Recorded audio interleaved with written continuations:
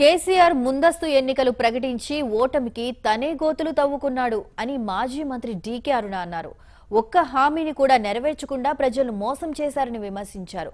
వచ్చే ఎన్నికల్లో కాంగ్రెస్ పార్టీదే విజయం అంటున్న డీకే అరుణతో మా ప్రతినిధి మధు ఫేస్ టు ఫేస్.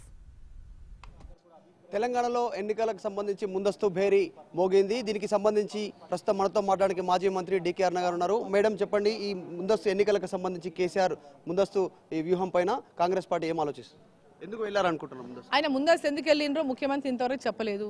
ముందస్తు ఎన్నికలు ఓటమి భయంతోనే పోయిందని మేము అనుకుంటున్నాం. ఆయన ఖచ్చితంగా ఓటమి పాలైతా ఇచ్చిన హామీలను ఏవి నెరవేర్చలేదు, ప్రజలకు ఇచ్చిన హామీలు ఏవి కూడా నెరవేర్చలేకపోయిన సందర్భంలోనే ఈరోజు ఆయన ముందస్తు ఎన్నికలకు పోతున్నాడు. మిషన్ భగీరథ ద్వారా ఇంటింటికి నల్ల నీళ్ళు ఇచ్చే నేను ఓటు అడుగుతున్నాడు, అది చేయలేకపోయిండు.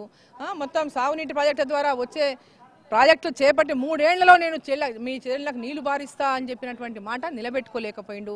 కాంగ్రెస్ పార్టీ చేపట్టిన ప్రాజెక్టులు కూడా పూర్తి చేయలేనటువంటి దుస్థితిలో ఉండి కాంగ్రెస్ చేపట్టిన ప్రాజెక్టులను మేము చేసినామని చెప్పుకునేటటువంటి ఒక దుస్థితి టీఆర్ఎస్ పార్టీది. అంటే అబద్ధాలు చెప్పి ప్రజలను మోసం చేస్తూ ఉన్నారు. ఈరోజు ముస్లిం మైనార్టీలకు 12% రిజర్వేషన్ ఇస్తామన్నారు, అది చేయలేకపోయిండు. ఎస్టీలకు 12% రిజర్వేషన్ చేస్తాడు, అది చేయలేకపోయిండు. వాల్మీకులను ఎస్టీలో కలుపుతాడు, అది చేయలేకపోయిండు.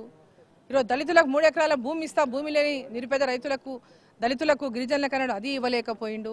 ఉద్యోగ సంఘాలు పెద్ద ఎత్తున ఎంతో ఆశించిండ్రు తెలంగాణ ముఖ్యమంత్రి వస్తే ఏదో జరుగుతుందని. అటువంటి వాళ్ళకందరికీ కూడా నిరాశ మిగిల్చిండు. వాళ్ళకి ఐఆర్లు పిఆర్లు ఏవిలో పిఆర్సీ లేవు, ఐఆర్ లేదు, అన్ని బూటకం మోసం చేసిండు. సో ఇదంతా ప్రతి ఒక్కరిని మోసగించి 2019 వరకు, ఎందుకంటే ఈరోజు అప్పుల రాష్ట్రం అయిపోయింది, ఎవరికి ఏమి చెల్లించలేనటువంటి పరిస్థితుల్లో కేవలం రైతు బంధు పథకం మీద ఆ 4,000 రూపాయల చెక్కులు ఇచ్చైనా ఓట్లు రాబట్టుకుందాం, లేదా ఈ పింఛన్లు ఇవన్నీ చెప్పుకొని రాబట్టుకుందాం అనేటటువంటి ఒక పరిస్థితిలో మాత్రమే కేసీఆర్ ఉన్నాడు. ఈరోజు అప్పుల రాష్ట్రంగా చేసి మొత్తం ఎలాంటి చెల్లింపులు కానీ ఎక్కడ కూడా ఏ పథకానికి కూడా సరైన విధంగా ఈరోజు ఎస్సీ కార్పొరేషన్ లోన్లకు సబ్సిడీ చెల్లింపులు లేవు, బీసీ కార్పొరేషన్లు లోన్లు అన్నారు, అవి అక్కడే ఉన్నాయి. సో ఇవన్నీ కూడా కేవలం ఎన్నికల కోసం ఈ పథకాలన్నీ పెట్టి వాటి ద్వారా ఓట్లు పొందాలనేటటువంటి ఆశపడ్డటువంటి కేసీఆర్ ఆ మీటింగ్ ఏదైతే పాపం పెట్టిండో ప్రగతి నివేదన, దాంతో అట్టర్ ఫ్లాప్ కావడంతోన ఈరోజు ముందస్తుకు పోయి ఏదైతే లాభం పొందాలనుకున్నాడో 2019 దాకా అవుదే సీట్ల నష్టం 100 సీట్లు అంటున్నా, అది 100 కాదు, ఒక 0 తగ్గించుకునే పరిస్థితుంది. 10 సీట్లకే పరిమితమయ్యేలాగా ఉన్నాం. కొంచెం బీజేపీతో లోపాయికారి ఒప్పందం వల్ల నష్టమయ్యేటటువంటి పరిస్థితున్నది. సో జనరల్ ఎలక్షన్స్ పార్లమెంట్తో వెళ్లకుండా ముందే ఎన్నికలకు పోతే ఆ 10 బదులు 20 అన్న వస్తాయో ముందే పోదాము, నేను నా కొడుకు నలుగునే గెలుస్తానేమనేటువంటి ఆలోచనతో ముందస్తు పోతున్నాడు.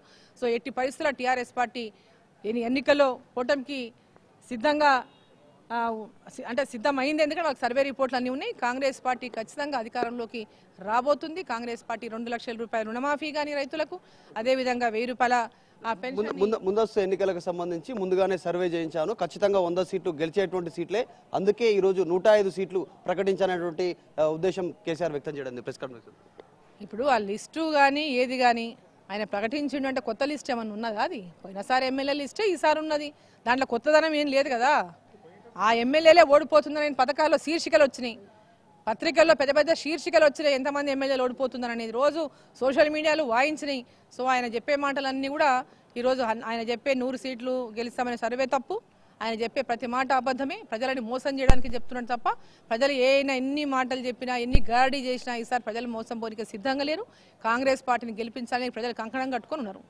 టీఆర్ఎస్ పార్టీ ఇచ్చినటువంటి ఏ ఒక్క హామీ కూడా నెరవేర్చలేదు. డబుల్ బెడ్రూమ్ ఇల్లు కావచ్చు, దళితులకు 3 ఎకరాల భూమి కావచ్చు, దళితుల్ని సీఎం చేశానని చెప్పడం కావచ్చు, ఇలా అనేక రకాలైనటువంటి సంక్షేమ పథకాలు కావచ్చు, హామీలు కావచ్చు కేసీఆర్ నెరవేర్చలేకపోయారు. రానున్న ఎన్నికల్లో ఓటమి తప్పదనే ఉద్దేశంతో కేసీఆర్ ముందుకెళ్తున్నారు. కనీసం ముందస్తుకు వెళ్లకుండా ఉంటే మరో 9 నెలలు అధికారంలో ఉండే అవకాశం అన్న ఉండేది. నెక్స్ట్ ఇది కూడా చేజారిపోయింది. ఖచ్చితంగా కాంగ్రెస్ పార్టీ అధికారంలోకి రానుందని డీకే అరుణ చెప్తున్నారు. వీడియో జర్నలిస్ట్ గిడ్డే యాదవ్తో మధు, భారత్ టుడే, హైదరాబాద్.